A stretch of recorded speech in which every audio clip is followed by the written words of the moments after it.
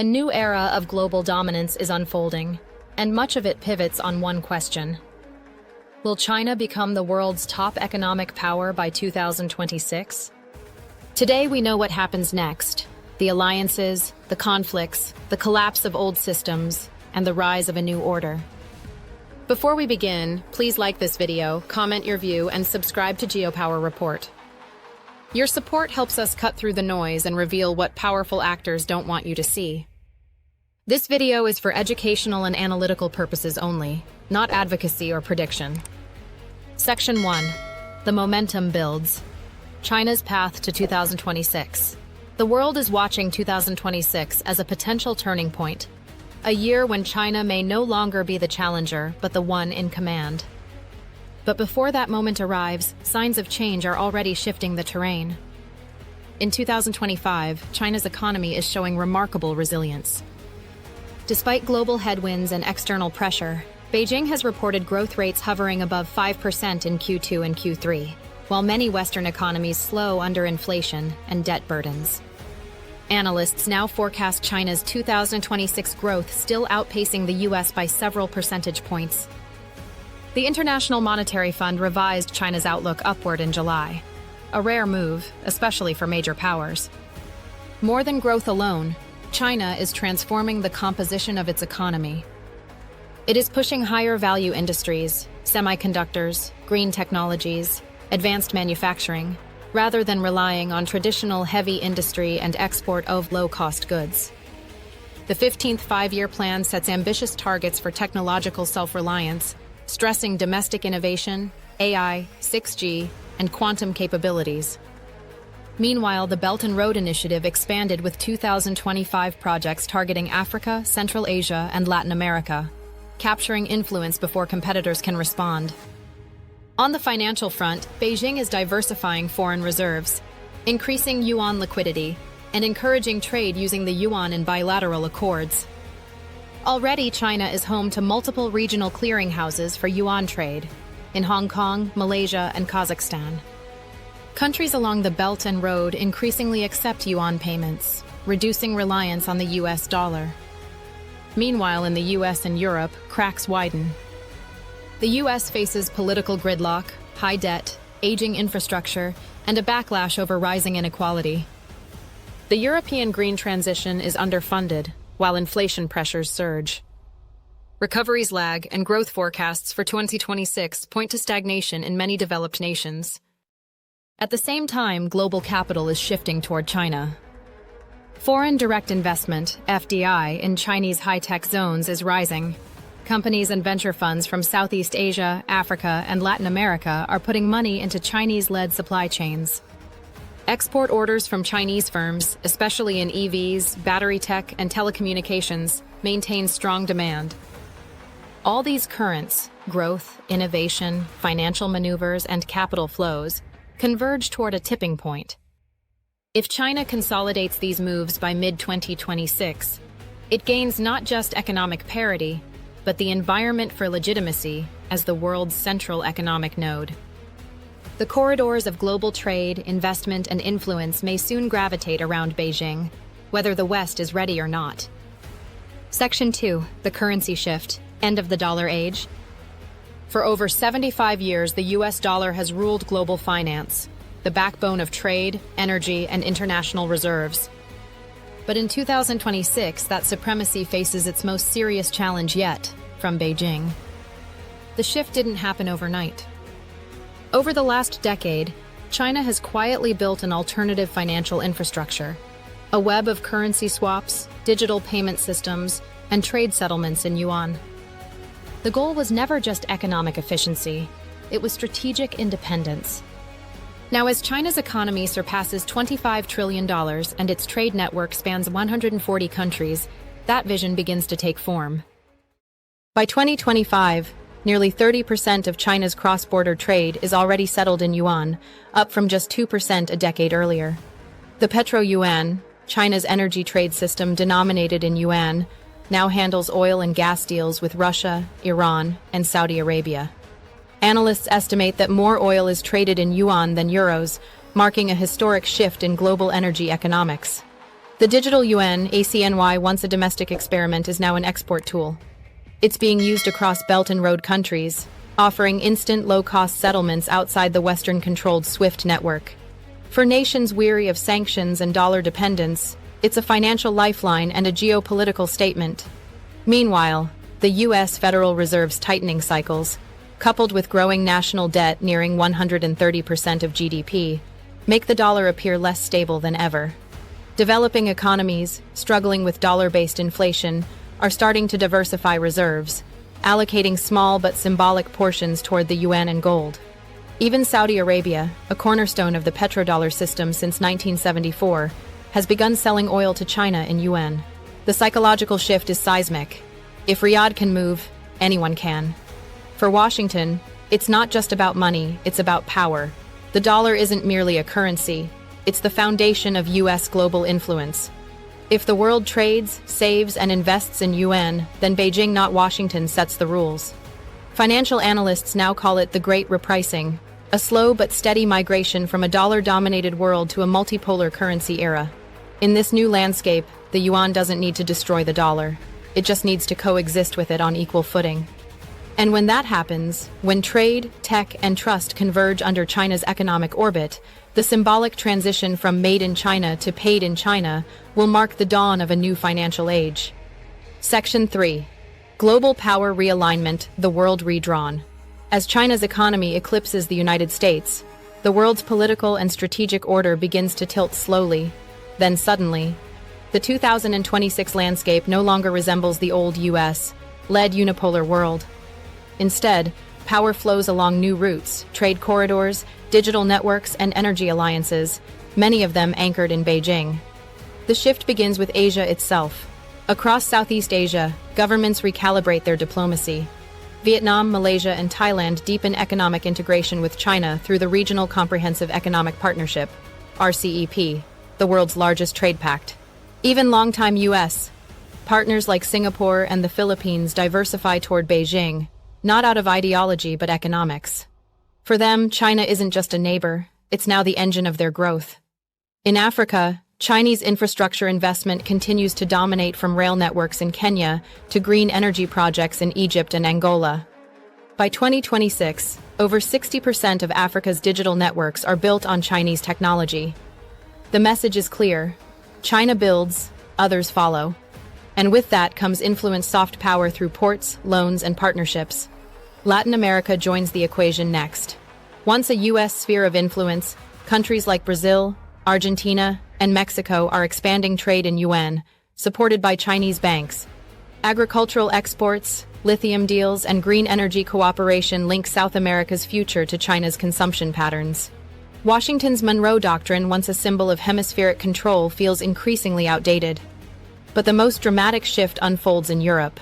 Struggling with energy crises and stagnating growth, parts of the continent begin to re-engage Beijing pragmatically. Germany's industrial sector depends on Chinese components, France negotiates trade balancing, and Eastern European nations from Hungary to Serbia openly welcome Chinese capital. Europe is no longer united under Washington's lead. It is fragmented by necessity, bound by economic survival. At the same time, U.S. global influence contracts.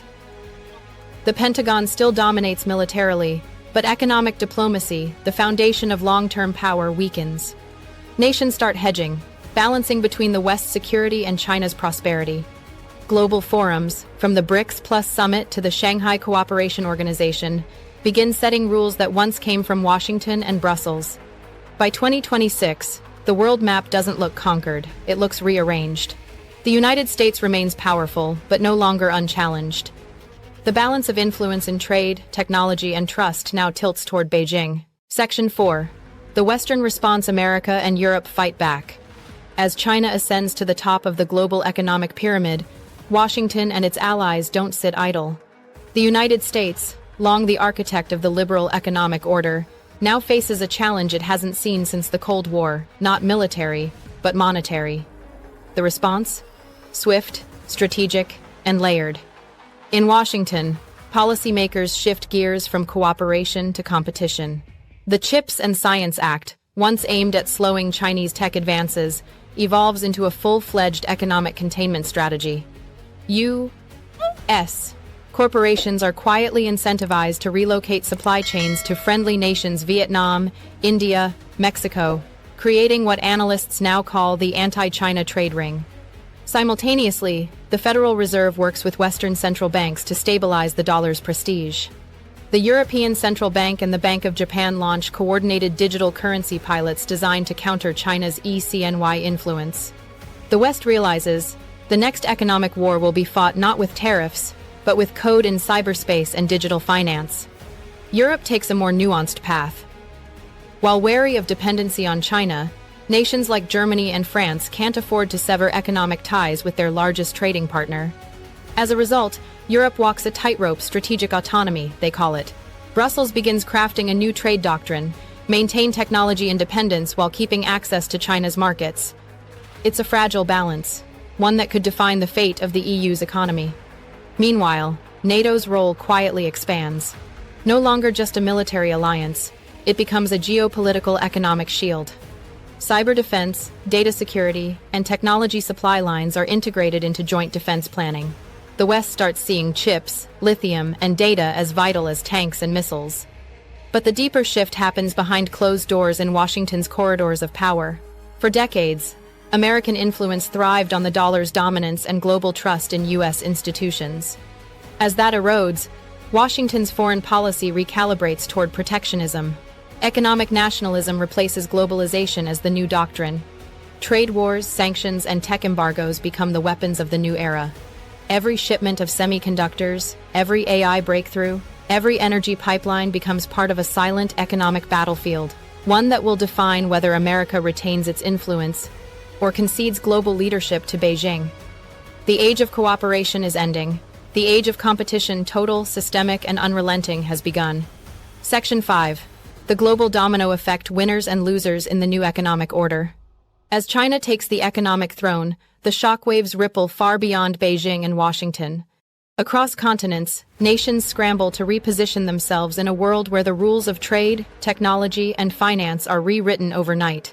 In Asia, Beijing's rise creates both opportunity and anxiety. Countries like Pakistan, Cambodia, and Indonesia accelerate their integration into China's economic orbit, reaping billions in infrastructure projects, energy deals, and digital connectivity. The digital Silk Road stretches from Shanghai to Nairobi, connecting ports, data centers, and financial hubs under Chinese technology and standards. But others are uneasy. India, long seen as a counterbalance to China, doubles down on military modernization and tech self-reliance. New Delhi's Make in India initiative transforms from a slogan into a national survival plan aiming to prevent complete economic subordination to Beijing's influence. Japan and South Korea, bound by U.S. alliances yet dependent on Chinese trade, find themselves torn between profit and principle. In the Middle East, petrostates see a golden opportunity. As China's economy expands, its energy demands soar. Saudi Arabia and the UAE begin trading oil in yuan, accelerating what analysts call de-dollarization. The BRICS bloc, now expanded with Iran, Egypt, and Brazil, emerges as an alternative financial ecosystem, challenging the IMF and World Bank with new Chinese-backed credit mechanisms. Africa experiences a transformation of its own.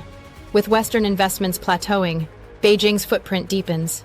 Roads, power plants, and digital infrastructure now bear the label "funded by the People's Republic of China." African leaders welcome the influx of capital, but the growing dependency raises a new kind of colonial question, not one of land, but of debt and data. Europe becomes the new battleground for influence. Southern nations like Greece and Italy, enticed by Belt and Road funds, quietly lean toward Beijing, while Northern Europe, wary of digital surveillance and trade coercion, rallies behind Washington's tech alliance.